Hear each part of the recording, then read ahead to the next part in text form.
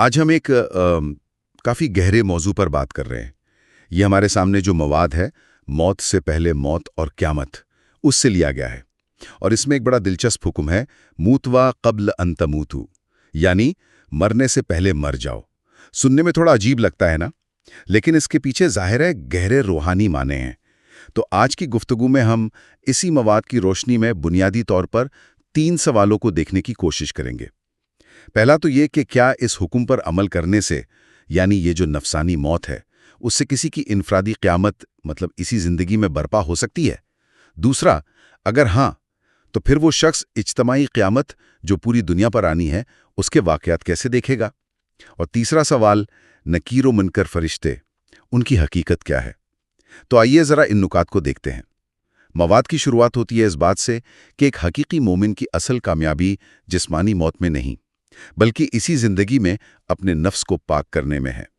تزکیہ نفس، گویا اپنی خواہشات کو، اپنی انا کو ختم کر دینا، اسی کو نفسانی موت کہا گیا ہے۔ جی ہاں، بالکل، اور یہیں سے بات آگے بڑھتی ہے۔ مواد یہ بہتا ہے کہ جب کوئی اس مقام تک پہنچ جاتا ہے نا، تو گویا اس فرد کی انفرادی قیامت شروع ہو جاتی ہے۔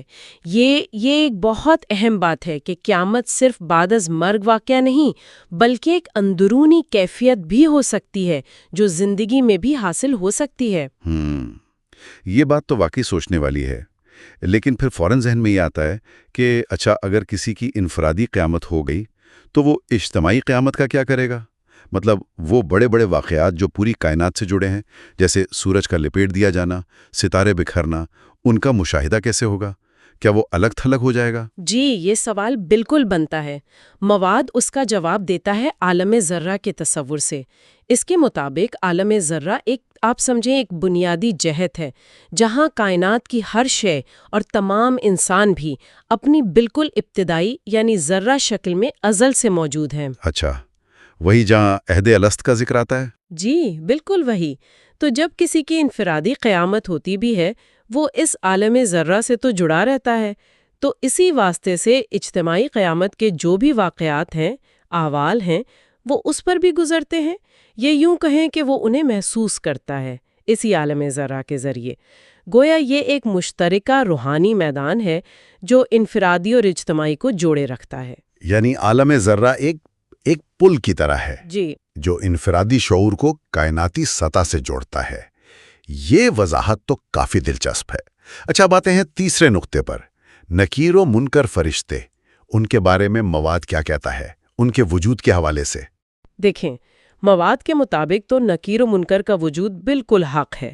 وہ 2 فرشتے ہیں اور ان کا کام سوال جواب کرنا ہے، یہ واضح ہے۔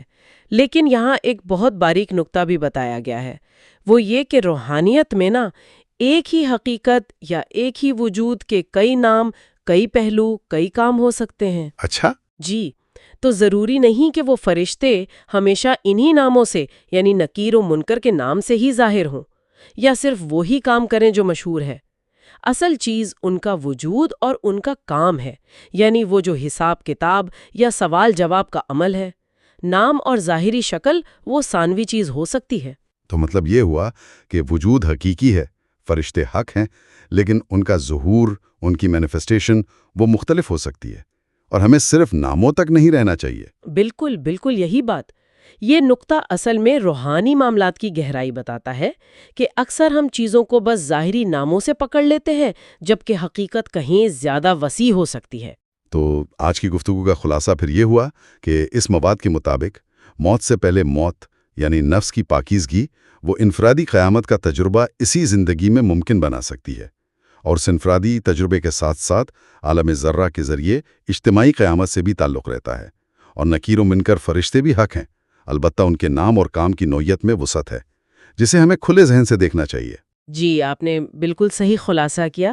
یہ مواد ایک طرح سے دعوت دیتا ہے کہ ہم روحانی تصورات کو سطحی طور پر نہ لیں۔ ہر چیز کے پیچھے کئی پرتیں ہو سکتی ہیں، اور یہیں سے ایک سوال ذہن میں آتا ہے جس پر شاید مزید سوچا جا سکتا ہے کہ اگر روحانی دائرے میں، جیسے فرشتوں کی مثال دی گئی، ایک وجود یا قوت کے کئی نام اور کام ممکن ہے، تو کیا ہم دوسرے مذہبی یا روحانی تصورات یا شخصیات کو بھی اسی طرح دیکھ سکتے ہیں؟ یعنی ان کی جو معروف شناخت ہے اس سے ہٹ کر ان کے کردار یا پیغام کی جو دوسری جہتیں ہو سکتی ہیں ان کو سمجھنے کی کوشش کریں۔ یہ شاید سوچ کا ایک نیا زاویہ کھول سکتا ہے۔